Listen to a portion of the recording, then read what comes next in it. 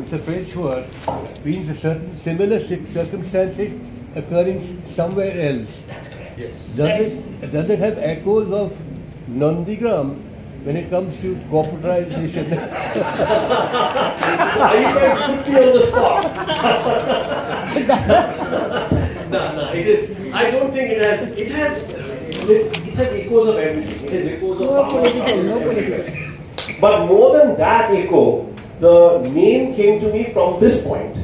That one of the farmers in the movie he says, "I'm a man from the future. I will tell you what is going to happen to your country when you implement these." So it's deja vu for these American farmers who have heard all of these things, that you will become prosperous, your incomes will become double, triple, 4 times. You will become a businessman. You will make profits.